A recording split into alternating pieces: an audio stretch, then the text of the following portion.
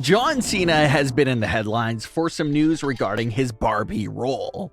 So we'll see what's new there. We'll also check out what Mandy Rose had to say, who The Rock is interacting with, and much more. Let's start things off with John Cena and his upcoming role in Barbie. The news that John Cena would be appearing in the Barbie movie first dropped a few months back, and everyone was very surprised by that casting. And now with the movie getting closer, more information is being released on John Cena's role. John Cena's Barbie role is reportedly a small role that some platforms are even labeling as a cameo. John Cena will be portraying a Kenmaid, which is a mermaid version of the Ken doll. Cena's mermaid partner is rumored to be Dua Lipa.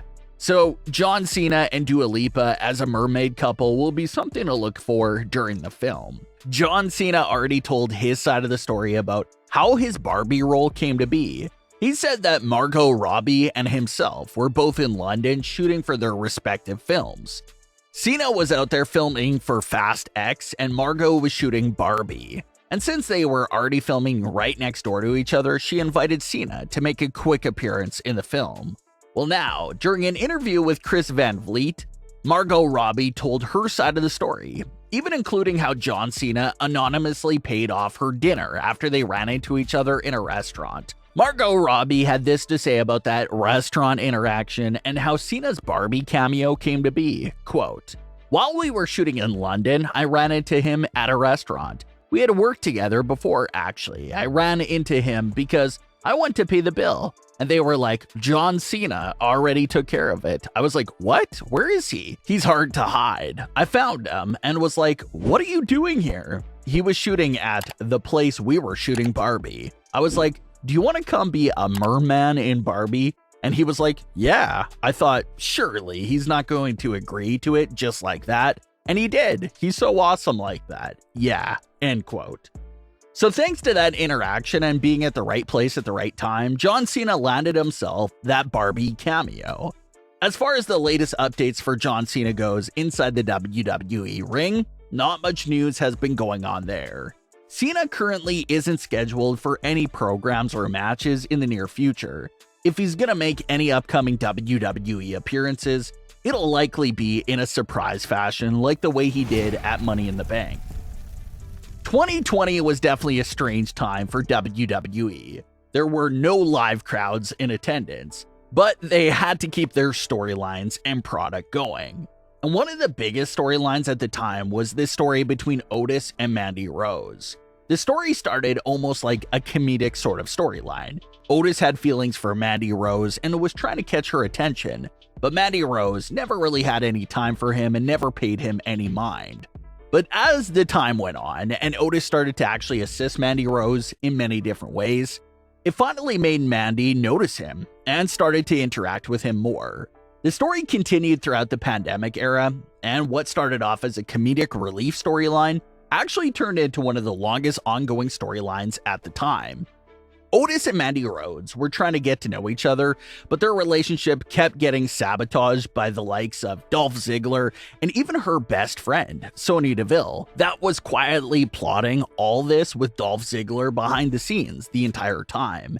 And the end of the story featured the WWE hacker putting all of Sonya Deville's devious plans on display, causing a split between Mandy and Sonya for how Sonya was sabotaging the relationship with Otis. Sonya's explanation was that she wanted the both of them to focus on winning the women's tag team titles, but Mandy was too busy worrying about if she should go out with Otis, so that's why Sonya did what she did. The story officially ended after Mandy Rose defeated Sonya Deville in a loser leaves WWE match at SummerSlam 2020.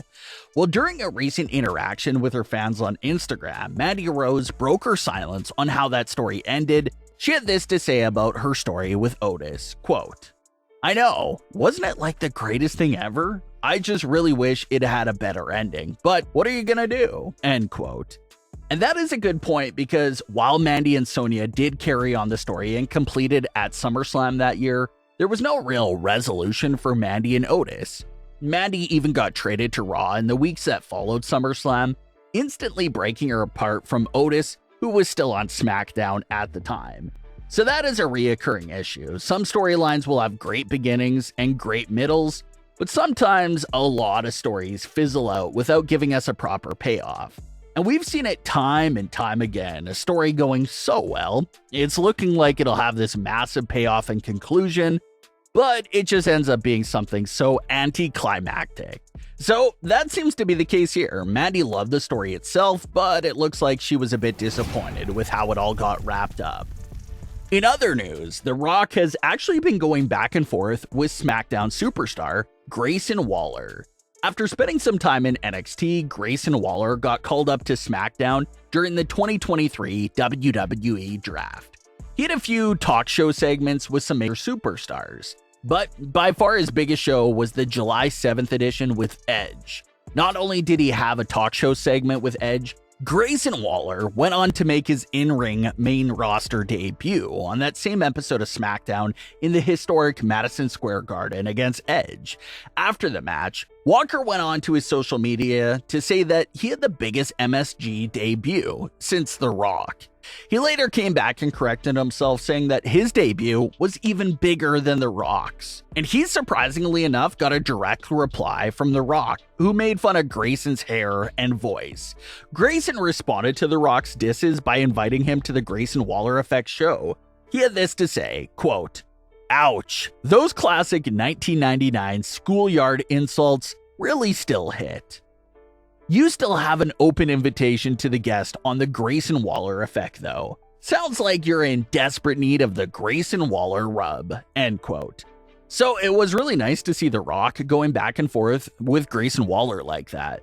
But like a lot of fans joked about and pointed out, The Rock's entire family's at war with each other and he really has nothing to say about that topic.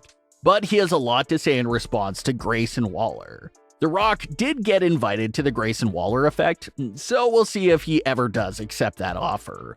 Waller was in the ring with John Cena and Edge in the span of 1 week. So if he ever gets The Rock to appear on his show, he'll already have a history of interacting with some legendary superstars. As far as things go with The Rock, he hasn't made a single WWE appearance since October 2019, going on almost 4 years away completely from the company, which has been his longest time away from the company in a long time. There's still no word on if The Rock will make another match, and there's no word at all about if he'll be making a regular WWE appearance anytime soon. The latest time that The Rock teased doing something in WWE was back after Royal Rumble 2023, where he said that he was proud what the Bloodline was doing and how he'll have to see them in person real soon.